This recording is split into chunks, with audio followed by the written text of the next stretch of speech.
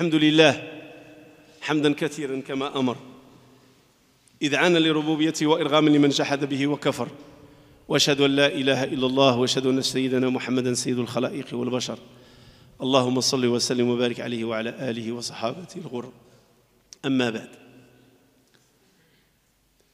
Voilà, on retourne à notre case de départ et on se retrouve encore une fois avec le hadith de Jibril. Ce hadith que je ne cesserai de répéter, que c'est un hadith, si on le comprend, on comprend notre religion. Et on comprend notre religion dans l'authenticité et dans la clarté, pas dans le flou, pas dans le brouillard. Car le hadith, il finit, c'est l'ange Gabriel qui est venu vous enseigner votre religion. Et quand il lui a posé la question sur l'islam, le prophète a répondu sur les 5 piliers. On a vu la ilaha illallah dans ses généralités, et on a vu la prière dans des généralités aussi. Et aujourd'hui, on va entreprendre la zakat. La zakat, comment la traduire? Je commencerai par là. Comment traduire le terme zakat? Je vais commencer par dire que dans la langue arabe, et c'est une chose à retenir, chaque terme concernant les adorations ou concernant certains actes, dans le Coran et dans la Sunna, le terme lui-même, le terme, juste connaître la définition du terme, linguistiquement, je parle linguistiquement, je ne parle pas conventionnellement, je parle le terme au niveau linguistique, qu'est-ce qu'il dégage comme signification? La définition linguistique te donnera le sens du terme, en grosso modo, et le sens de la finalité et ce qu'Allah veut.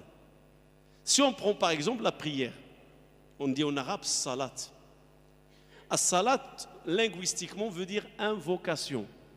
En arabe, il veut dire recueillement. Mais conventionnellement, qu'est-ce qu'il est devenu la salat? C'est devenu ces 5 prières qu'on fait par jour obligatoires.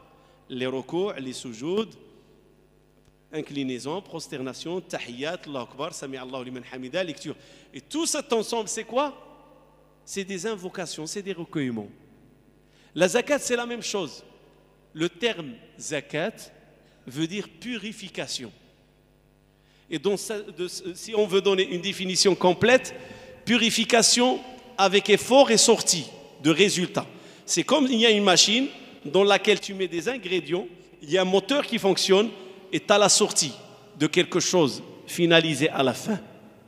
Le moteur de la zakat, c'est que tu as un ensemble de choses à purifier. Tu les passes dans le moteur de la zakat pour te donner à la fin quoi? Un esprit purifié. Nafsun zakiyah. C'est ça la zakat. C'est vrai, elle concerne dans le pilier de l'islam l'argent, la richesse, ce que la terre nous donne comme richesse. C'est la réalité. Mais cela ne veut pas dire donner la zakat, c'est sortir seulement l'argent. Car derrière sortir l'argent, il y a une finalité. Et c'est quoi cette finalité? C'est la purification de l'esprit. Parce qu'il y a seulement ceux qui ont purifié leurs esprits qui peuvent vraiment donner fi sabilillah, qui peuvent avoir le dessus sur leur ego, sur l'avarisme, sur le côté qui les appelle à la retenue et à ne pas donner fi sabilillah. Il ne faut pas croire que donner fi sabilillah est une chose facile. Ce n'est pas une chose facile. Parce qu'il y a plein d'éléments négatifs ou plein d'ingrédients qui représentent un blocage, un mur devant nous qui nous empêche de donner fi sabilillah. Et celui qui fait la zakat, il a pu sauter et dépasser ces obstacles et les défier et exécuter la volonté d'Allah subhanahu wa ta'ala et ses enseignements et recommandations.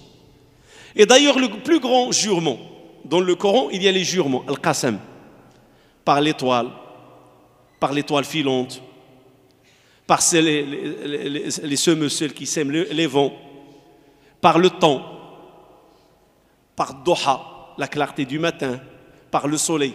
Et le plus grand jurement dans le Coran, il est composé de 7 jurements. Il parle, à la réponse du jurement, de la purification de l'âme. Wash-shamsi wa duhaha, par le soleil et sa clarté. Wal-qamari idha talaha, et par la lune qui lui succède. Wan-nahari idha jallaha, et par la journée quand elle se dévoile. وَاللَّيْلِ إِذَا يَغْشَاهَا, et par la nuit, quand il l'enveloppe. وَالسَّمَاءِ وَمَا بَنَاهَا, par le ciel et celui qui l'a construit. وَالْأَرْضِ وَمَا طَحَاهَا, par la terre et celui qui l'a aplati.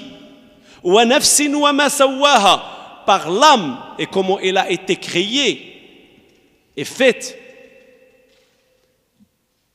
فَأَلْهَمَهَا فُجُورَهَا وَتَقْوَاهَا, il l'a conduit vers la pureté et l'impureté, c'est-à-dire il lui a montré les deux voies. Et fais ton choix et assume. قَدْ أَفْلَحَ مَنْ زَكَّاهَا, la réponse du sermon. Certes, il est gagnant celui qui a réussi à la purifier. Regardez 7 éléments par lesquels Allah il a juré pour nous donner la réponse à la fin concernant la purification de l'âme. Et celui qui arrive à purifier son âme, il sera parmi les gagnants. Et Allah subhanahu wa ta'ala, quand il nous parle des croyants, قَدْ أَفْلَحَ الْمُؤْمِنُونَ الَّذِينَ هُمْ فِي صَلَاتِهِمْ خَاشِعُونَ وَالَّذِينَ هُمْ عَنِ اللَّغْوِ مُعْرِضُونَ وَالَّذِينَ هُمْ لِلزَّكَاةِ فَاعِلُونَ. Les gagnants, c'est qui? C'est les croyants, pour faire le lien et l'équation. Donc il est gagnant celui qui arrive à purifier son âme. Et c'est qui les gagnants? Les gagnants, ce sont ceux qui sont humbles, concentrés dans leur prière. Il esquive les vanités, il ne perd pas de temps dans ce qui est inutile et ce qui est de la vanité, et il s'acquitte de la zakat, l'impôt purificateur, pour se rejoindre avec une nafs. Alors celui qui arrive à purifier son âme, c'est celui qui arrive à donner le droit des pauvres dans sa richesse. Donc la purification en elle-même, c'est pour ça que le terme zakat, et entre parenthèses, le terme zakat a été cité, je crois, 32 fois dans le Coran. Le terme zakat al-mal, 32 fois, il a été cité. Ce terme-là, quand Allah subhanahu wa ta'ala dit accomplissez la prière et s'acquitter de la zakat, il parle de s'acquitter de la zakat, certes, le côté apparent c'est donné, de ce qu'Allah nous a donné. Mais ce n'est pas facile de donner. Parce que quand tu veux donner, Satan, il est là. Il va te faire blocage. Il va te dire pourquoi tu donnes. Et il peut t'en sortir des versions, et des versions, et des versions, et des versions. Il peut t'en sortir. Pour t'inciter et à te motiver à ne pas donner fi sabilillah. Pourquoi? Parce que le but de Satan, c'est quoi? Satan veut notre bien ou notre mal? Satan, il veut qu'on soit des gagnants ou des perdants. Satan, sa vue, il a une longue portée. Et vous savez, c'est la portée de Satan, c'est quoi le jour du jugement? Satan veut que le jour du jugement, on se met devant Allah en faillite. Comme ça, il ne sera pas seul dans l'enfer, il aura des compagnons. Il ne va pas s'ennuyer. Il y aura des gens qui vont lui tenir compagnie. C'est ça le but de Satan. Et Allah subhanahu wa ta'ala nous a dit, c'est un ennemi, méfiez-vous. Alors Satan, quand tu veux te donner, il ne va pas te laisser. Parce qu'il a un seul souci, te dérouter, te faire égarer, te faire désobéir à Allah. Et même parfois, il peut te trouver des prétextes dans le cadre de la religion pour te trouver des interprétations, pour t'encourager à ne pas donner. Il t'en trouvera des prétextes. Mais à la fin, tu es perdant. Et c'est pour ça que les savants, ils l'ont traduit impôt purificateur. Ça, la plus proche du sens de la zakat, c'est cette tradition. La zakat, soit qu'on dit zakat comme tel, on la garde, on ne la traduit pas. Et si on veut traduire l'impôt purificateur, quand on parle de zakat, ce troisième pilier de l'islam, qui vient après la prière, l'impôt purificateur, c'est un impôt qui nous purifie, qui purifie l'argent. Pourquoi il nous purifie? On a parlé de la purification de l'âme, tazkiyatun nafs. Vous savez qu'est-ce qu'elle fait l'argent? L'argent, c'est une source de perdition.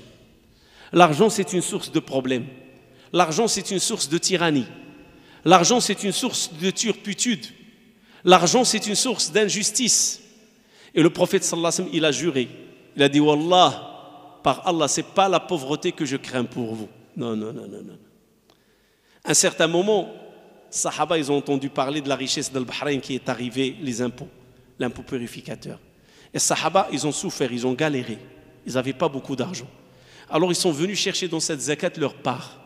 Le prophète les a vus, il leur a dit, écoutez, ce n'est pas la pauvreté que je crains avec vous. C'est-à-dire c'est une façon de leur annoncer que l'islam va avancer, que les musulmans vont devenir riches et que l'argent, les musulmans vont vivre dans l'opulence.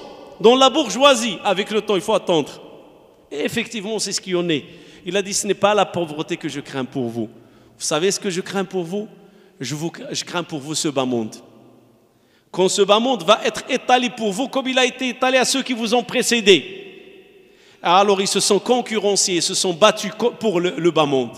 Au lieu de se battre pour Dieu, au lieu de combattre pour Dieu, au lieu de faire le travail pour Dieu, au lieu de faire en sorte de s'approcher de Dieu, la dunya deviendra notre préoccupation. L'euro et le dollar, et le dirham et le dinar deviendra notre préoccupation.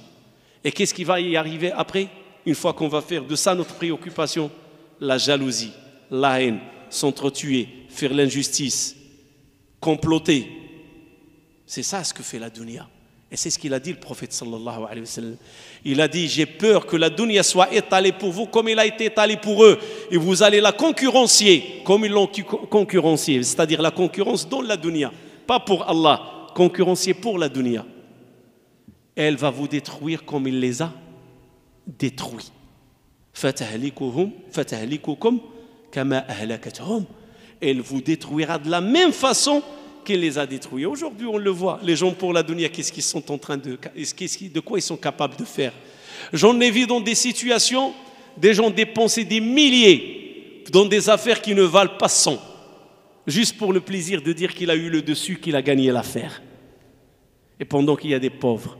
C'est ça la dunya. La dunya, c'est de la tyrannie. La dunya, c'est faire couler le sang. Vous connaissez l'histoire de celui de Al-Baqara. C'est pour ça tout un chapitre, il s'appelle Al-Baqara. Dans le Coran, il y a un chapitre qui s'appelle Al-Baqara. La Genèse. Vous savez c'est quoi l'histoire de cette Baqara, de cette vache? Il y avait parmi la communauté israélite un vieux riche. Et son seul héritier et unique héritier, c'est son neveu. Le fils à son frère. Il n'a pas d'autre. Il n'a pas d'enfant, il n'a pas de femme, il était très riche. Et le seul héritier existant, c'est son neveu, du côté de son frère. Alors le neveu attend. Quand est-ce qu'il va mourir ce pauvre et je vais mettre la main sur son héritage? Il n'est pas mort, il résiste. Et l'autre, la salive coule, il veut l'argent. Il veut en profiter, il est encore jeune. Alors il fait quoi? Il a décidé de faire quoi? Il a tué son oncle. Et au lieu de se débarrasser en discrétion de son oncle, il prend le cadavre et comme le peuple d'Israël, ils sont 12 tribus, il est parti devant la porte parce qu'ils avaient la cité. De chaque tribu, il rentre par une porte. Chaque tribu a sa porte. Alors il est parti devant la tribu, une des tribus des 12, et il a mis le cadavre devant leur porte. Ils ont failli s'entre-tuer. Ils leur ont tous dit, vous avez tué un membre de notre tribu. Un membre. Et c'est là où ils ont été voir Moussa. Ils lui ont dit, on veut savoir qui a tué cet homme. Alors c'est là où il leur a dit, Allah vous demande d'égorger une vache. Et quand après l'épreuve, ils ont égorgé une vache, il a dit, frappez-le avec un morceau de la vache et il va parler. Et quand ils l'ont frappé, il s'est réveillé. Allah lui a ressuscité de nouveau. Il a dit, celui qui m'a tué, c'est mon neveu. La dunya, c'est ça la dunya. Et Allah subhanahu wa ta'ala, pour retirer la dunya de notre cœur,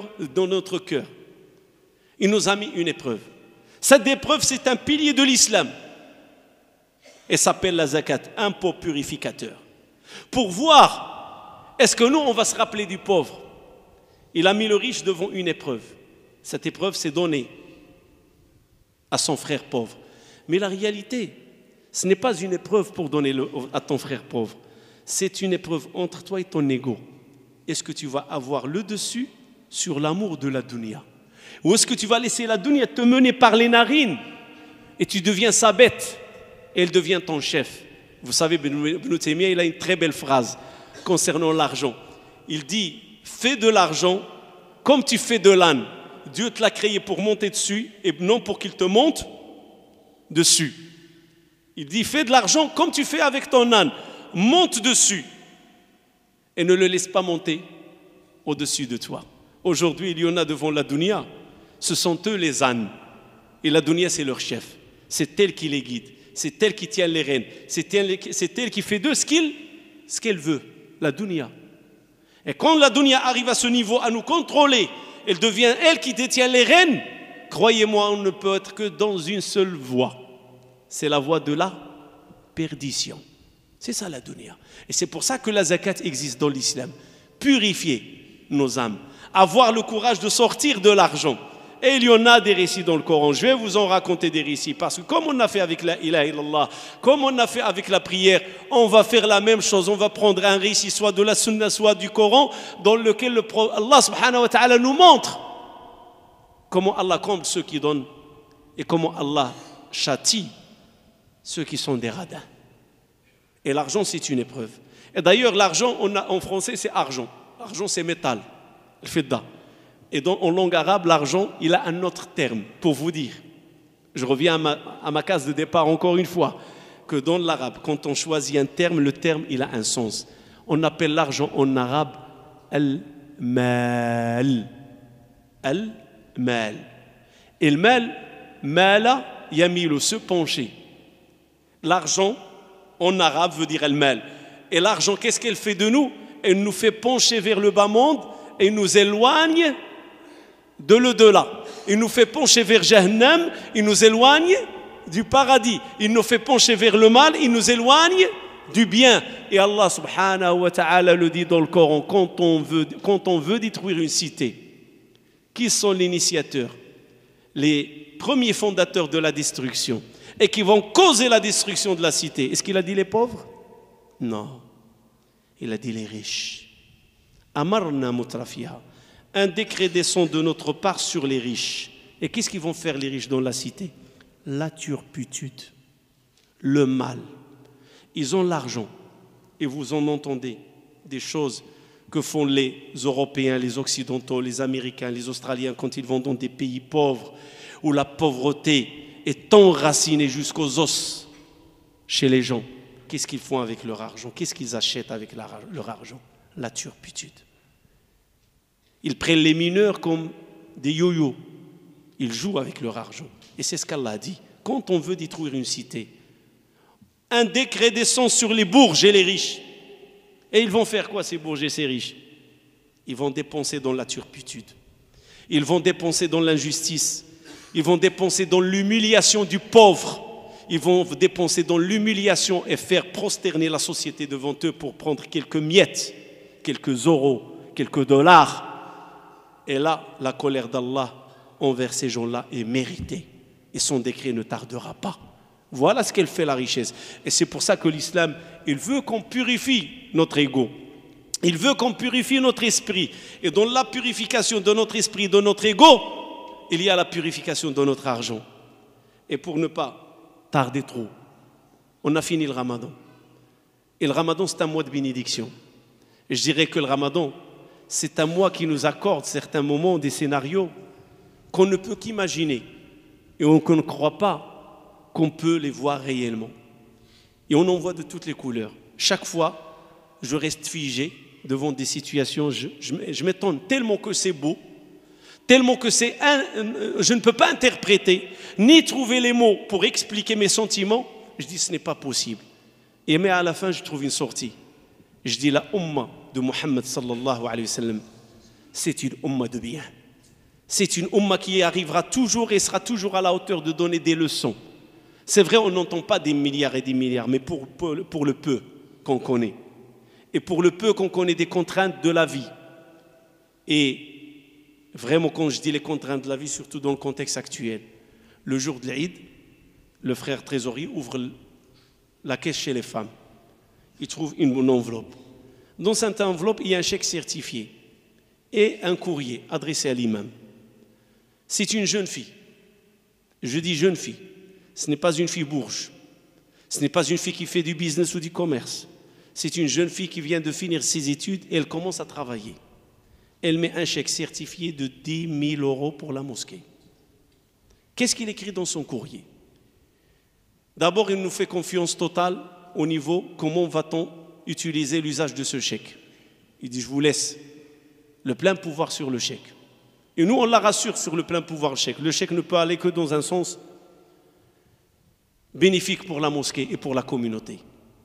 Je vous rappelle que durant la deuxième moitié du Ramadan, on a lancé une campagne de 100 € pour pouvoir payer le notaire. La somme qu'on a fait un prêt de 52 400 € et on veut la rembourser d'ici fin Ramadan. Je me rappelle que la nuit de l'Eid, j'ai dit on est arrivé à 42 000 €. On est arrivé à cette somme avec 2 petites promesses. Alors le jour de l'Eid, en ouvrant la caisse, le frère, il trouve le chèque de 10 000 €. Et je rassure ma soeur, je lui dis que les 10 000 €, elle n'ira que dans un seul sens, c'est le sens pour compléter les 52 400. C'est dans ce sens-là qu'elle va y aller. Et ne veut pas que son nom soit cité, ni son prénom, mais seulement le courrier dans lequel il explique un petit itinéraire. Ce sont les économies de ses études. Je ne sais pas, 4 ans, 5 ans, 6 ans, il a fait des économies de 10 000 €. Et il s'est donné un engagement devant son Créateur, Allah, subhanah, soit loué. Que s'il réussit ses études, les économies, il les donnera fi sabilillah. Effectivement, quand il a réussi, il a exaucé son engagement, il a tenu son engagement, il a honoré son engagement, il a donné ce chèque de 10 000 €. Je veux venir pour relier cela avec la zakat. J'ai dit la zakat, c'est purifier l'âme, purifier l'esprit. Elle est jeune, c'est une jeune fille. Vous ne croyez pas que Satan ne l'a pas tenté? Moi, je crois qu'il a essayé. Qu'il peut-être lui a dit, il y a des pauvres, juste pour priver la mosquée. Ça, c'est la plus maligne des ruses. Il y a d'autres pauvres, la mosquée ne mérite pas. Je lui dis, détrompe-toi, Satan. La mosquée mérite, et celui qui construit une mosquée pour Allah, Allah lui construira. Une maison dans le paradis. Une maison dans le paradis, tu peux donner la fortune du monde entier. Tu ne l'auras pas. Mais Allah nous a facilité, nous les musulmans. Il m'a dit, vous voulez des maisons dans le paradis? Construisez des maisons pour Dieu sur terre. Et c'est quoi les maisons de Dieu sur terre? C'est les mosquées. 1. 2, il lui dit, tu es une jeune fille, garde l'argent pour toi. Peut-être le jour où tu te marieras, tu feras ta lune de miel, peut-être tu voyageras. Peut-être Satan lui a dit, pourquoi tu n'en profites pas? Il y a des belles destinations et des forfaits. Tu peux en profiter. Peut-être Satan lui a dit, achète des bijoux. Tu es jeune fille, fais-toi une petite fortune. Fais-toi belle. Et peut-être, les scénarios et les propositions de Satan ne tardent pas à venir. Mais comme je vous ai dit, son souci c'est quoi? C'est nous traîner dans la perdition. Mais cette fille-là, si ce n'est pas une tazkiya de nafs, si ce n'est pas une bonne racine qui vient ou plutôt une bonne branche qui vient d'un bon arbre, elle ne le fera pas. Il a pu surmonter son ego, il a pu surmonter Shaitan, il lui a donné une leçon. Il lui a dit non, je ne t'écouterai pas. Il a pris ça en courage et croyez-moi, pour écrire un courrier et mettre le chèque dans une enveloppe et le fermer, il faut voir tout le trajet qu'a traversé le chèque. Croyez-moi, c'est du courage et c'est de la bravoure. Et c'est pour ça que moi, quand je regarde ces choses-là, ce n'est pas question, parce que, alhamdoulilah, le Ramadan nous a toujours donné des leçons. À travers le Ramadan, on a vu ce qu'on a entendu sur les sahaba, les compagnons du prophète sallallahu alayhi wa sallam, on l'a vu se réaliser à travers les musulmans, même si c'est que partiellement, mais on l'a vu se concrétiser. Quand un jeune ramène 10 000 €, quand un monsieur, le jour de l'Eid, le jour où l'année 2010, on a fêté l'Eid un vendredi, et le jour de vendredi, 20 000 €. Quand un jeune, et tout ça, je vous parle des gens jeunes, des hommes jeunes, il ramène un chèque de 90 000 €. Et quand cette vie jeune qui n'est même pas encore se marier, il aurait pu garder ça pour des économies, elle décide d'en faire un don pour la mosquée. Ça veut dire que la Ummah de Muhammad sallallahu alayhi wa sallam, c'est une Ummah de bien, c'est une Ummah de courage. Et d'ailleurs, je vous ai dit dans les cours du Ramadan, voilà les finalités de l'adoration. Voilà les finalités du Ramadan. C'est pouvoir forger des personnalités qui sont capables de surmonter les plaisirs de la vie, les désirs de la vie et penser à l'au-delà. Il n'y a que cette Ummah qui pense à l'au-delà. Les autres, ils pensent à vivre quoi? Sur terre, profiter sur terre. L'opulence, la richesse, les bons moments, les vacances, les fêtes, les congés. Les autres, mais les musulmans, qu'est-ce qu'ils pensent? Comme le jeune, quand il a dit 90 000, je me rappelle de sa phrase, il vibre encore dans mon oreille. J'avais le choix entre acheter une maison ici et acheter une maison là-bas. À votre avis, il a fait le choix de quoi? Là-bas. Ici, je peux me rattraper. Mais là-bas, si je rate cette occasion, peut-être que je ne l'aurai pas. Alors je préfère réserver ma place là-bas. Qu'Allah lui facilite. Et qu'Allah facilite à tous ceux qui ont donné fi sabilillah. Et qu'Allah fructifie l'argent de cette jeune fille parce que ce sont des gens qui nous donnent des leçons. À moi personnellement, c'est des leçons. À vous tous, c'est des leçons pour vous dire que dans notre communauté, il y a des jeunes, il y a la jeunesse qui est brave et on peut y compter dessus. Puis il y a notre jeune, aussi il a donné un chèque de 1000 euros. Un jeune qui m'a promis 1000 euros. Ce sont tous, ah wallah, je vous le jure, que des jeunes. Quand je dis des jeunes, ils n'ont pas arrivé à la quarantaine. Je crois que l'autre qui m'a promis 1000 euros, il n'a pas atteint la trentaine. C'est des jeunes qui arrivent à bricoler dans les marchés, à faire un peu. C'est-à-dire, à peine qu'ils commencent la vie professionnelle. Et je leur dis, croyez-moi les jeunes, vous allez entendre des voix qui vont vous dire, mais t'es fou, t'as besoin de cet argent, tu peux te marier avec, tu peux faire des choses avec. Je leur dis, n'écoutez pas ces voix-là. Et sachez une chose, vous savez celui qui vous promet la pauvreté, c'est qui? Ash-Shaytan. Ash-Shaytan ya'idukum al-faqr. Satan vous promet quand vous allez faire l'aumône, c'est ta fin, c'est ta ruine. Qu'est-ce que tu es en train de faire? Tu vas être ruiné. Tu vas dépenser 10 000 ou 1000 coups, tu vas la récupérer ça. Une fois que c'est parti, c'est parti. C'est moins dans ton compte. Mais écoute ce qu'il a dit Allah. Wallahu ya'idukum maghfiratan minhu wa fadla. Allah vous promet par vos dons, par votre générosité, le fait que vous êtes en train de purifier votre âme et purifier votre argent, Allah vous promet le pardon et le subsistant. Al-Fadl, c'est le subsistant, rizq. Et le prophète, alayhi salatu salam, il a dit, ma naqasat sadaqatun min mal. Point qu'une aumône réduira un capital. Point. C'est-à-dire, une aumône ne réduira jamais un capital. Au contraire, une aumône ne fera que fructifier le capital dans ce monde et dans l'autre monde.